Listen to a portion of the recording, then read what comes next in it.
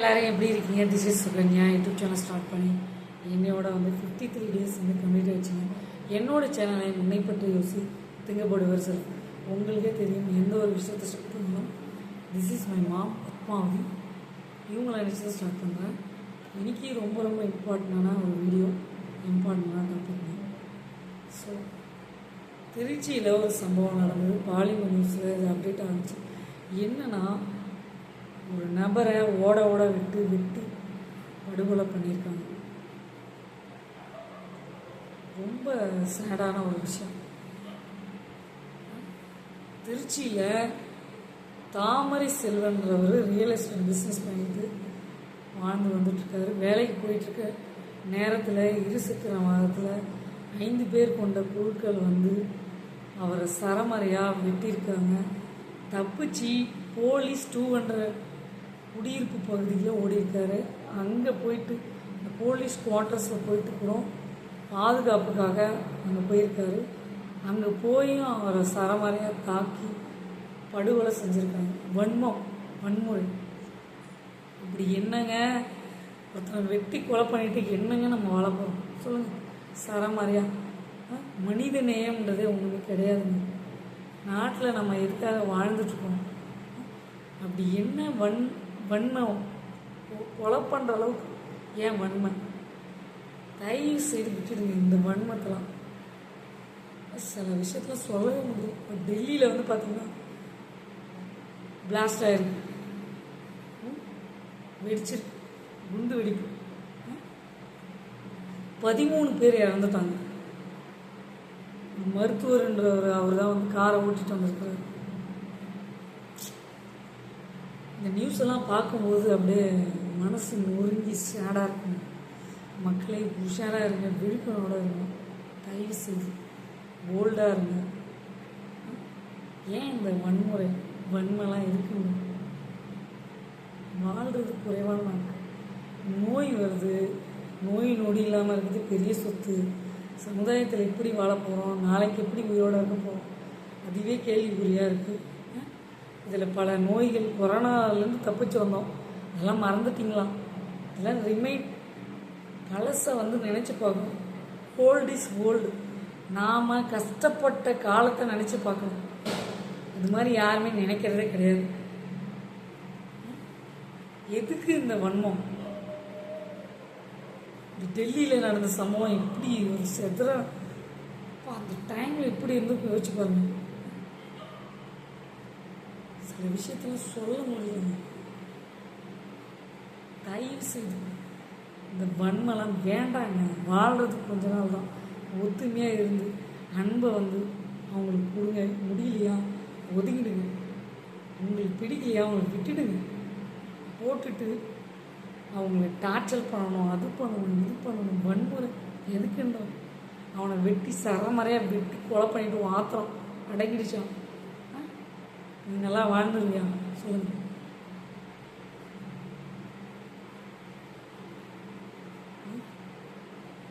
இந்த டெல்லியில் பாருங்கள், வெடிகுண்டு விபத்து 13 பேர் உயிரை இழந்துட்டாங்க. எப்படி சிதறி இருப்பாங்க? ஏன் இந்த வன்முறை? தயவு செய்து விட்டுடுங்க. இந்த மாதிரி வேலைலாம் வச்சுக்காதீங்க தயவு செய்து. என்னோட பதிவை யாராவது பார்த்துங்க, நிறைய பேர் ஷேர் பண்ணிக்கணும். வன்மன்றது தேவையில்லைங்க. 1-2 விஷயந்தாங்க உலகத்தில். ஒன்று ஏமாறுறானா, இன்னொன்று ஏமாத்துறானா. நீங்கள் ஏமாறாமல் இருங்க. சரமறையாக அவங்கள தாக்கிட்டா மட்டும் அவங்கன்னா நம்மனா நல்லா வாழ்ந்துருவோமா சொல்லுங்க? ஒரு மனித நேயம்ன்றது தேவை. அப்படி என்ன கொடூர செயல்! சைக்கோ கேரக்டராக நம்ம ஏன் அப்படி அடிக்ட் ஆகணும்? இந்த வன்முறை எதுக்குன்றோம்? ஏங்க, நம்ம படிச்சிருக்கோம், ஒழுக்கம் ரொம்ப முக்கியம், கேரக்டர் ரொம்ப முக்கியம் இல்லையா? எதுக்கு படிக்க வைக்கிறாங்க தெரியுமா?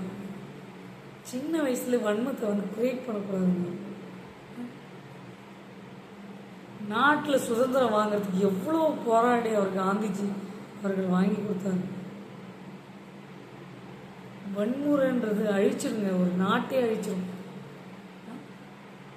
அழிச்சு என்ன பண்ண போறீங்க நான் கேட்குறேன்.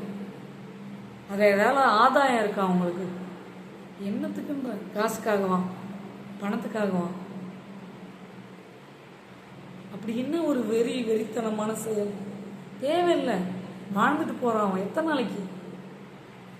உங்களை ஏமாத்துறாங்களா? நீங்கள் ஏமாந்துட்டீங்களா? கடவுள்னு ஒருத்தர் அவர் பார்த்துட்டு தானே இருக்காரு. நாம் பண்ணுற பூமியில் ஒவ்வொரு செயலுக்கும் அந்த மேலோகத்தில் நம்ம பதில் சொல்லி ஆகணுங்க. அலற விட்டுருவார். புரியுதுங்களா? தெரிந்து செய்கிறது தவறு, தெரியாது செய்கிறது தவறு. தெரிந்து என்ன தவறு செய்கிறோம், தெரியாத என்ன தவறு செய்கிறோம். நம்மளை அறியாமலே நிறைய தவறு நம்ம செஞ்சுருப்போம். அதுக்கே இந்த உலகத்தில் நமக்கு மன்னிப்பு கிடையவே கிடையாது. நரக்கமா சொர்க்கமா எதுவுமே தெரியல, தீர்மானம் இல்லை. மேலே இறந்துட்டா மட்டும் அங்கே போய் எவ்வளோ கஷ்டப்பட போகிறோம்ன்றது நமக்கு தெரியாது. அங்கே போய் பார்த்தா தான் தெரியும். ஏன்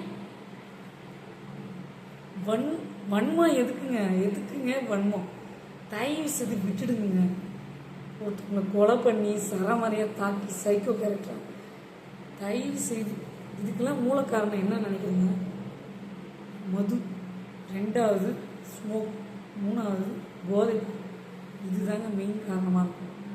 ஒரு மனிதனை ஒரு வன்ம முறையாக மாற்றுறது இந்த போதை பொருளும் மதுவும் ஸ்மோக் புகைப்பிடிக்கிறதும். இதுதாங்க 3 தான் காரணம். இருக்க வாய்ப்பு அதிகமாக. சொல்லி கொடுக்குறான் பாருங்க, பேட் ஹேபிட்டு. ஒருத்தவனை போட்டு நீ நாட்டில் இருக்கவங்கள போட்டு தாக்கு, வன்மத்தை வந்து சொல்லி கொடுக்குறாங்களா? நல்லா இருப்பாங்களா? ஒரு மனிதன் தப்பு பண்ணுறதுக்கு தூண்டுதலாக இருக்கிறவனுக்கு தான் அதிக தண்டனை. பதில் சொல்லி ஆகணும் ஒவ்வொன்றுத்துக்கும்.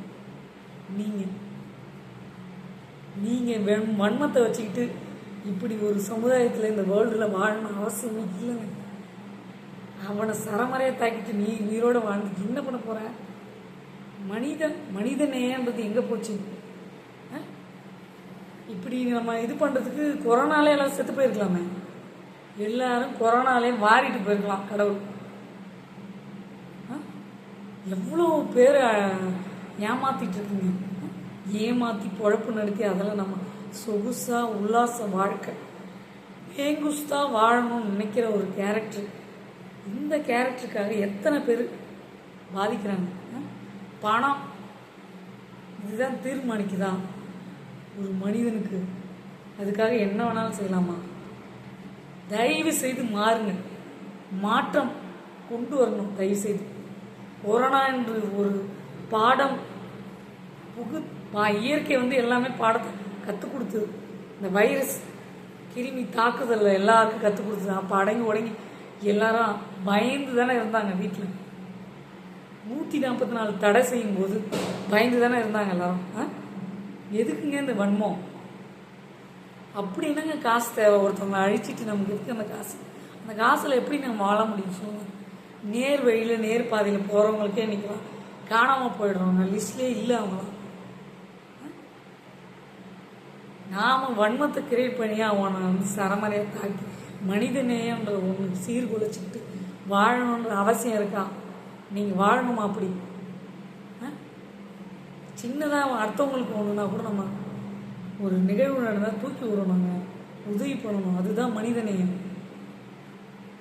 சினிஃபீல்டில் பாலான்ற ஒரு உதவி பண்ணியிருக்காரு பாருங்க.